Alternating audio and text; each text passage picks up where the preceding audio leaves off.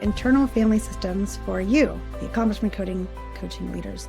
And this is about how IFS can expand your impact. You're already a transformational leader and coach. So just a little bit of background about IFS. So it was created by Dr. Dick Schwartz about 40 years ago. And at the time, it was a really different kind of, and still is, psychological model in the therapy world, not using the DSM-4 kind of diagnosing and fixing people or teaching them how to control their thoughts and behaviors. Dick really taught people how to turn towards themselves with compassion and curiosity.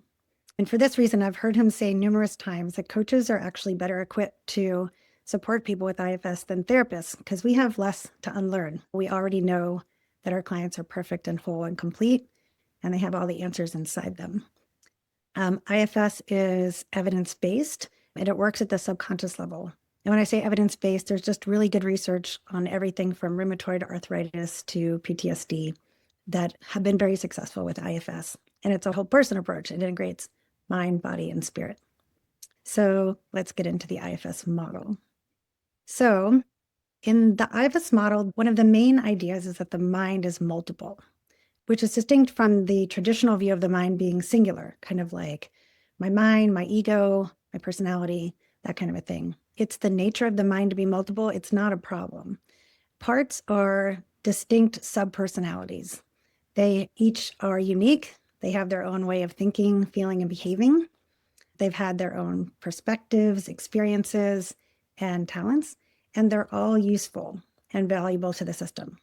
And we already talk in the language of parts, which is why Dick called it that. When we say something like, a part of me really wants to go out to that party tonight, and a part of me really wants to stay home in my jammies and watch Netflix or something, right? So that's what we mean by parts. There are 3 types of parts: exiles, managers, and firefighters. And managers and firefighters fall under the category of protectors. First, let's talk about exiles. So exiles are our young, wounded inner children. You may have heard of like inner child work. This is a more specific and sophisticated way of doing inner child work and more. So exiles are created when we don't have the resources we need for an overwhelming experience. Because of having this kind of overwhelming experience and not having the resources to process it, exiles carry burdens. So burdens are the painful memories, emotions, and beliefs that this part got stuck with when they had that experience. Because of these burdens, this experience is just too overwhelming. The exile, this part, gets exiled, gets pushed away from the system. It's just too much to bear. So the part gets pushed into the subconscious, so we don't have to feel that overwhelm and hurt that it experienced and is carrying. When we talk about the core fears that are at the center of our survival mechanism in the essence conversation, this is, to me, the most akin to exiles.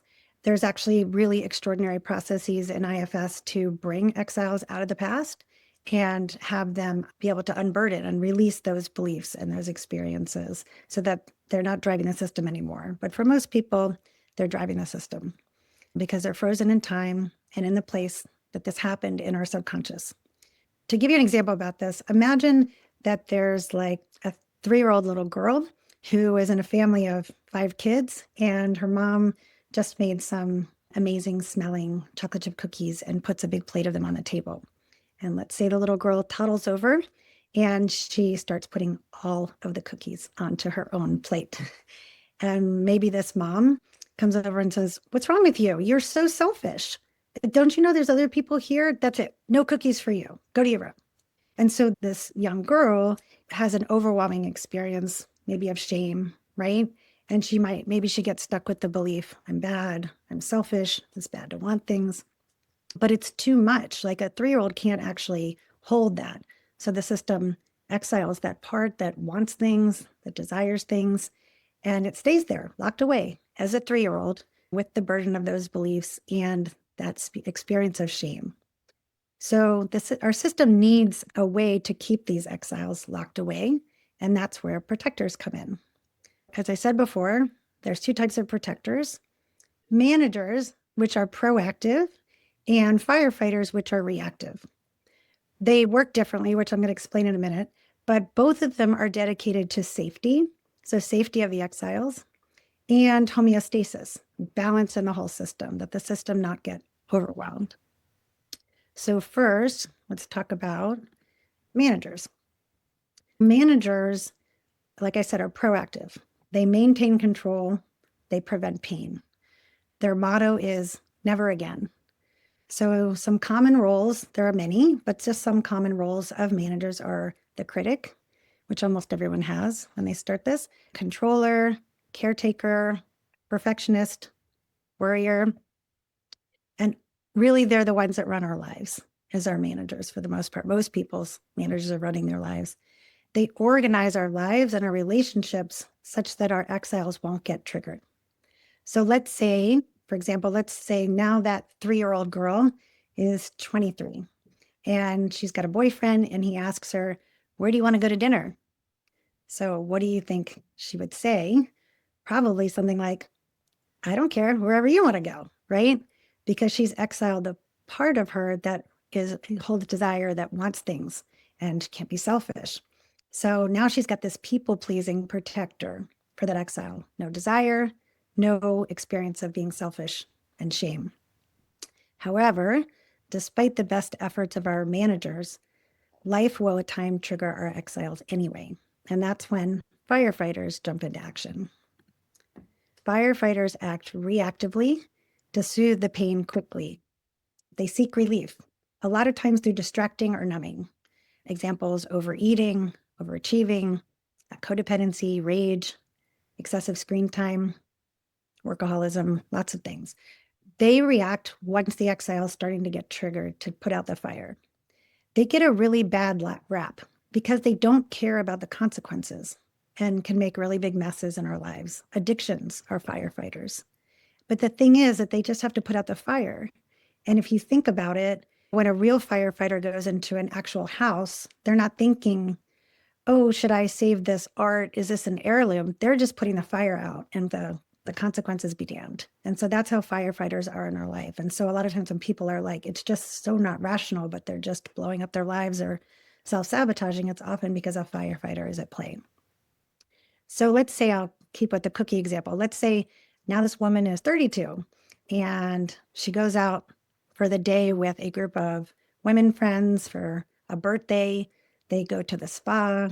She spends a lot more time and money on herself than she usually does. It's quite luxurious. And they have a great time. But she's got a little bit of a nagging guilt or shame. And when she comes home, maybe she finds herself binging Netflix and ice cream or doom scrolling the news. And she doesn't know it's because this exile has been triggered. And she's just, what's wrong? I had a great day. And then I went and did all that when she wakes up the next morning. And it's usually because of firefighters at play. The other thing I want to say about protectors is that they're really the heroes of the system. They've given up their natural roles to protect the exiles and to protect the system as a whole. And they're also tragic, though, because they're driven by fear and they're constrained by those individual strategies that they use. They can't not do what they do. They also never really accomplish their goal because the exiles aren't really safe and they tend to produce what they're trying to avoid. So going home and eating ice cream and binging Netflix to avoid shame, what probably will happen is then there'll be shame about that, right? So that happens. However, our protectors work. They tend to create what they're trying to avoid. A little bit more about parts. Parts are interrelated. They impact each other. So they're like a mobile or a family, which is why it's called internal family systems. When we work with one part, we are impacting the other parts. Often protector parts are polarized with each other, which means that they're trying to get the same result, but they have a different way of doing that. And it puts them at odds with each other. So this can make people really indecisive, or they can also make them like stop and start with different kinds of projects or intended results. As coaches, we can unknowingly spark what's called a backlash by aligning with the good parts, those ones that are full of possibility and enrolled and willing to go outside their comfort zone. And we manage or sideline kind of the bad ones that are full of fear and unwilling to move forward. So that can cause what I'm calling a backlash. I'll give you an example. Let's say you have a client who is up to some really big intended results, and they're on the call with you and they get really enrolled in possibility and they make really big promises of what they're going to do in the following week. And they just leave all jazzed up, right? But then maybe they get off the call and then in the week following, they don't actually keep those promises. And I don't know about you, but I've had this happen. You may have had this happen. So what may have happened is that other parts that were not enrolled in the possibility created some backlash. So maybe this person has a manager that's an avoiding part. Maybe this one is protecting against the humiliation of failing, right? And this one, the avoider, gets the client really busy. Maybe, I don't know, maybe it's the best time ever to clean the garage, right? That week instead of doing those practices. But then maybe there's another part that's polarized with the avoider who's a critic, who's beating the client up because they're cleaning the garage instead of doing their practices and moving their project forward. But even the critic is trying to help, just trying to get the client in action. And if you think about it, the critic is also trying to get the client to avoid humiliation and failure by not doing the practices. So they're just doing it in different ways, but they ping off each other. And so the more that the avoider avoids and the person's cleaning out the garage and they've got this critic who's beating them up, the more intense it can become. And it might even get so overwhelming that a firefighter jumps in to shut it down. Maybe the person quits the project. Maybe they create a breakdown. Maybe they come on and say they want to quit coaching. Who knows, right? But this is what can happen because parts trigger other parts. And if we only align with the ones that we think are the good ones, then we might not be working with the whole system. So this also brings me to another major tenet of IFS, which is that there are no bad parts. All parts have a purpose and a good intention. They may cause harmful consequences, like I said, but parts are not the burdens that they carry.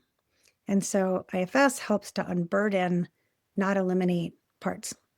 The parts that do carry burdens, they're not at choice. They're really governed by those burdens, those distressing memories, the emotions, the sensations, the negative belief. They're operating in the subconscious in a way that pushes on the person to think and feel and behave in the way that he or she does. The protectors also carry burdens of their own extreme roles and their distorted beliefs. So all of their behavior is governed by these burdens, some to a more stronger or lesser degree, but they're all governed by these burdens.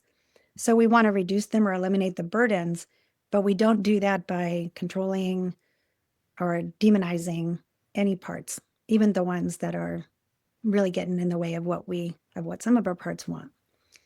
So how do we do that? How do we support them? How do we help parts be able to be in constructive roles?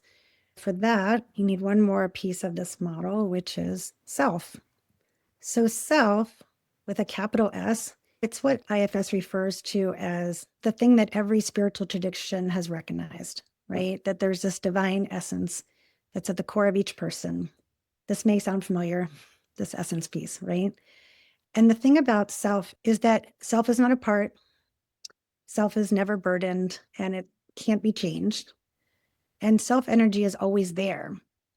Self is like the sun that can be obscured by clouds. But even on a very cloudy day, when we don't feel the sun, we don't experience it, it's still there. And so we don't need to generate self energy. We don't need to practice being self. We already are self. That's just who we are. And when parts relax and they can soften back because they start to trust that it's safe to do, self is what's there. That's just what emerges spontaneously. Self is universal, but each of us have our own expression of it. We're like each have our own little bit different prism that the light of self shines through, right? That we in accomplishment coaching call our essence. But to check in on self energy, there's these commonalities that we can check in. It's called the 8 C's. So the 8 C's of self energy are calm, curious, compassionate, creative, courageous, clarity, confidence, and connectingness. It's a description of the presence of a ontological coach, right? That's how we show up. So checking in with the amount of self-energy that we have at any moment is really easy to do through these things. So what we want to do is we want to increase our access to self and support our parts. One of the first way we do that is through unblending. So unblending is observing with some distance and perspective, right? I have parts, but I am self. The difference might be like the difference of being blended with a part would be me saying, oh my gosh, I'm so overwhelmed right now. Versus when I'm unblended, I can say a part of me is really overwhelmed by this, but I'm not actually completely blended with that. There's some distance between me and with my part, right? And this is not just a conceptual thing, it's a lived experience. And just this is really huge for people. And it's not just a concept, this is actually literal. There's an actual shift inside when parts unblend. There's a mindfulness aspect here, right? Where I'm not my thoughts. But when traditional mindfulness stops with being a neutral observer of our thoughts, of our feelings, of our experiences, and IFS goes beyond that and actually supports creating a loving relationship between parts and self, which is what I want to talk to you about now and how we do that. So, self is what does the work. You ever heard love is the medicine, right? Self is this healing presence that provides a place for parts to be able to unburden. So, self is like a loving, wise, and attuned parent for these young parts that are really ill equipped, over functioning little children. And it's like Lord of the Flies in there. It's like you've got all these young kids. I don't know if anybody is old enough to know Lord of the Flies, but Lord of the Flies is this movie where all these kids are stranded on the island and it became really tribalistic and they're all vying for control and they've all got their own strategies and there's no calm leader. There's no adult in the room. And so that's the problem because these parts work against each other. So with self, parts actually have a place that they can be attuned to, get their needs met, be heard, be validated, be supported, and they can soften back and realize they don't have to take over so much. This is where we get connected to our intuition, our knowing.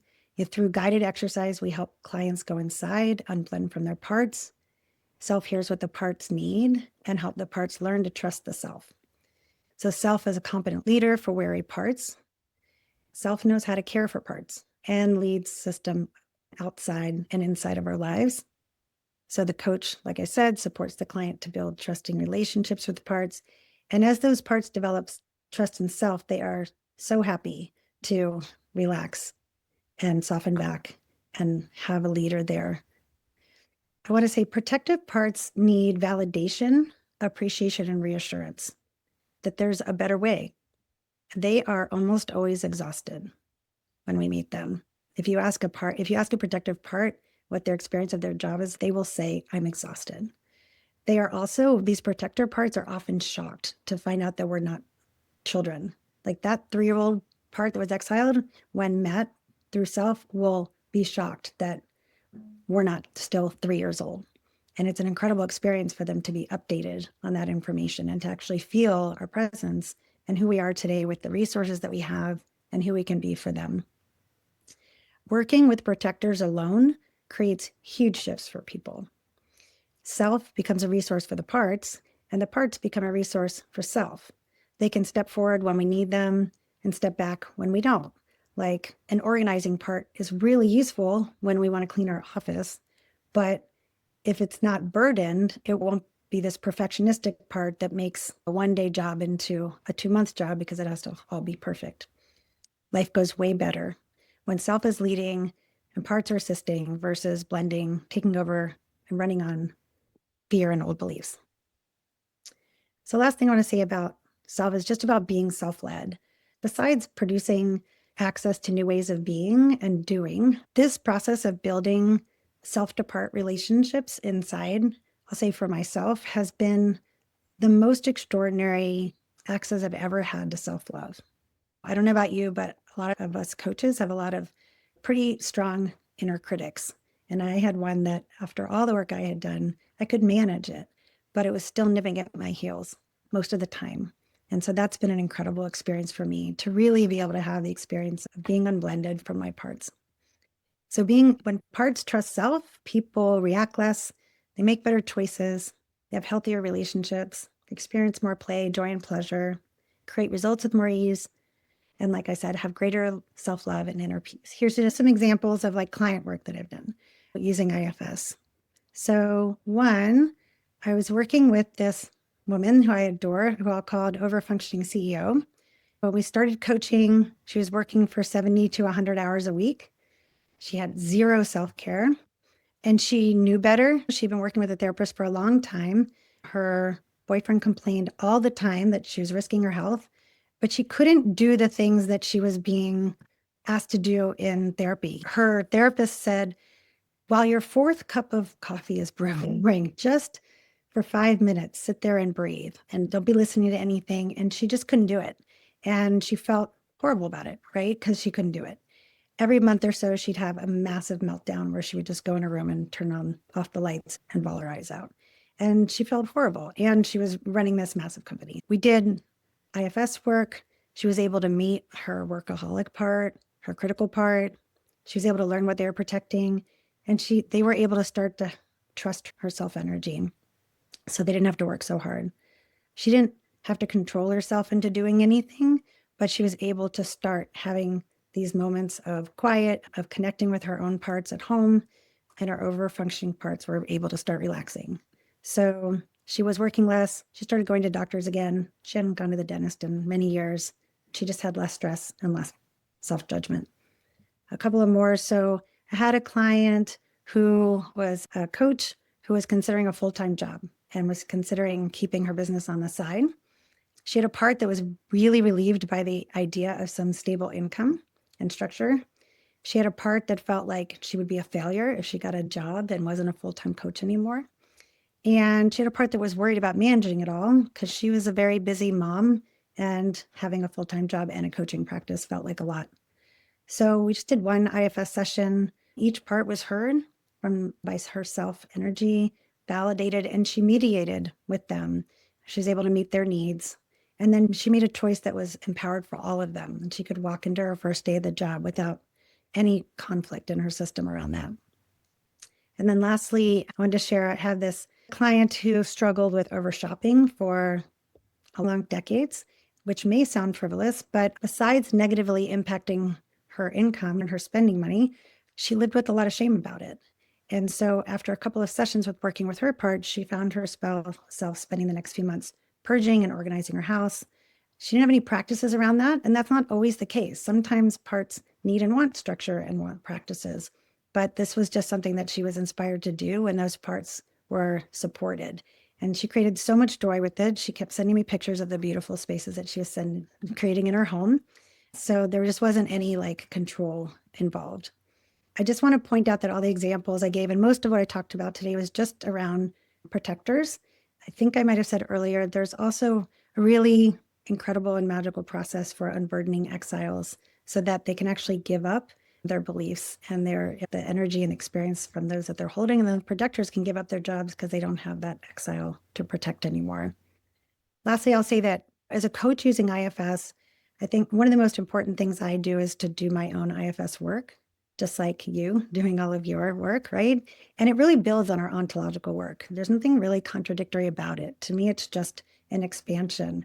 I have what we call some self-like parts, as most helping professionals do. Parts that have agendas, such as providing value or having clients meet their goals, feeling more empowered, not quitting coaching, those kinds of things. And so working with those parts, they're not in the space when the client and I are meeting. And that way they get to just be with me. So we're going to do a little guided exercise so you can meet one of your protector parts. This is going to be just between you and yourself. Choose a manager to do this with. Maybe you're related to one of the managers I mentioned, like a controller or a caretaker, a perfectionist or a worrier. If you can't think of one, pick your critic, because I think we all have those. And maybe pick one that you want to start to change your relationship with a little bit. And maybe just start the process of helping it see that doesn't have to dominate so much in your life. So try not to overthink this, just pick one, and we'll call it the target part. Likely you'll want to close your eyes, most people do. So just as you're getting settled, I want to share a couple things. First of all, you really can't do this wrong. If you're anything like me, you will have a part come up during this exercise that will have a concern that you're doing it wrong. And if that happens, it's okay. And I invite you to just notice it as a part. Also, if you're anything like me, you may have a part that comes up that's a skeptical part. And when I first started doing IFS, my skeptical part came up every single time. And that's okay too. It might say that you're just making all this up, or this is just a bunch of woo whatever, and not buy any of it. And that's okay. So just notice that as a part too. And this will just be about maybe 10 minutes max. I invite you to close your eyes if you're comfortable doing that, and just start taking a couple of deep breaths. Just start to feel your seat in the chair. And turn your attention inward. Allow your body to just be supported by the chair. And feel your breath as it expands and it contracts in your lungs.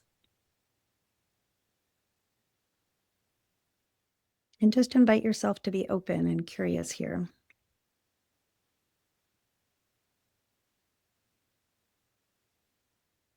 So now just call forth the experience of the part that you picked. Maybe you call forth a recent time with this part when it was activated. And just notice what it feels like when you're aware of this part. Maybe you notice a thought pattern that arises with it.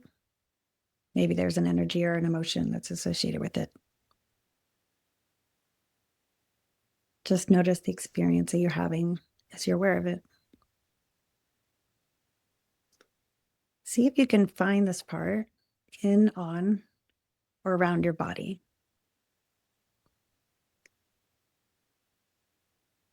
Just get curious and see where it shows up. And if you can't find it in, on, around your body, it's okay. But it can serve as an anchor point if you do. Just allow your attention to rest wherever you experience it. And as you focus on it, just see if there's anything else that you notice.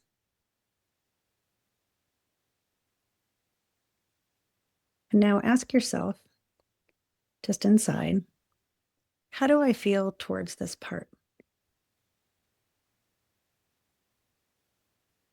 You may dislike it because it's causing consequences in your life.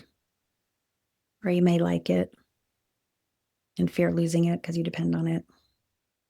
But just notice how you feel towards it. And whatever that is okay. So if you feel anything besides maybe curiosity and compassion for this part, that's just a different part showing up and showing you how they feel towards this part. So just go ahead and acknowledge any other parts that have shown up that have thoughts or feelings about this part. Just silently recognize them, let them know you see them, you're aware of them. And ask them if they would be willing to give you a little room just to get to know this target part. Assure them you're not going to give this part any more power or let it take over. But you just want a little space to be with this one. And see if they're willing to do that. Don't try and force it. It's okay if they're not. But see if they can relax, give you a little space. So if they did soften back, you may notice a little shift in you towards a calm curiosity towards your target part.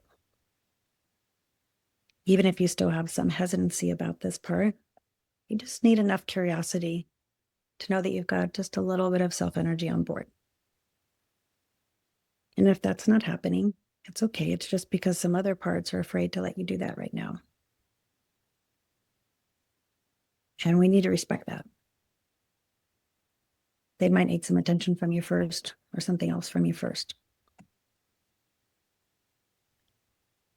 So if you have parts that haven't softened back, you could just spend this time finding out their concerns and get to know them this time instead. Or you can just listen for the rest of this time and notice which of your parts come up. But if you did get at least a little curious towards the target part, go ahead and recognize it. Let it know that you see it.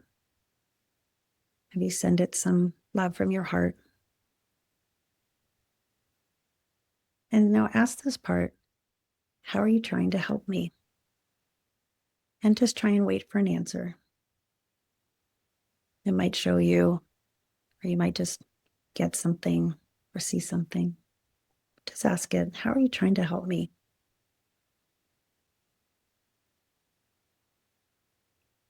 And if you got some sense of how this part is trying, go ahead and extend some appreciation to it, for just how hard it's been working to try and help you, even if it's a little misguided or making some messes. And now I'd invite you to ask this part, what are you afraid would happen if you didn't do this job inside of me? Again, just try not to think and just wait for an answer.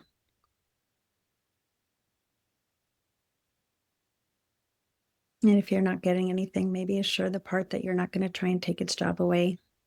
You just want to learn more about it.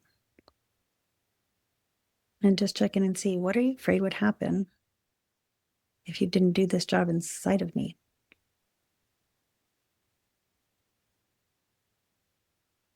And if it answered that one, then now you've learned what it's trying to protect you from.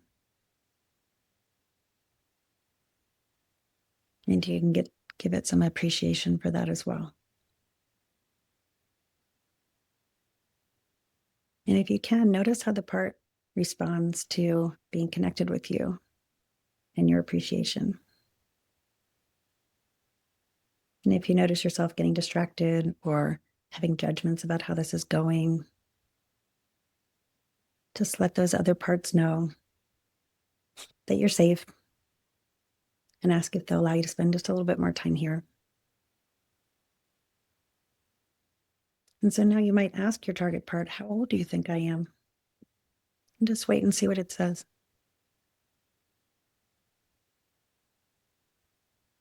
You might just have a knowing.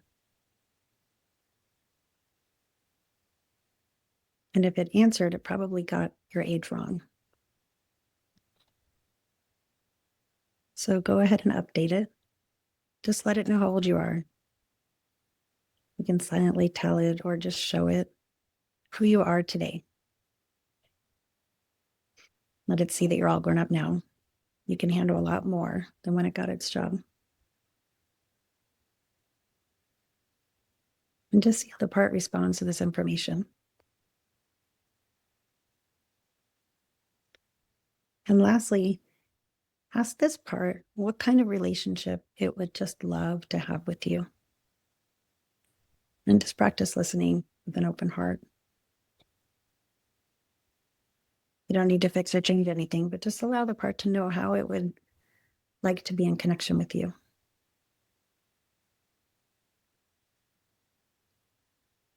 And when that feels complete, just really thank the part for letting you get to know it a little bit today, if it did. And also thank the parts that gave you space, if they did. And if you had parts that didn't give you space, let them know that you see them. And just acknowledge them for how much they're trying to help you and keep you safe. And once that feels complete, you can take your time and just begin to shift your focus back outside.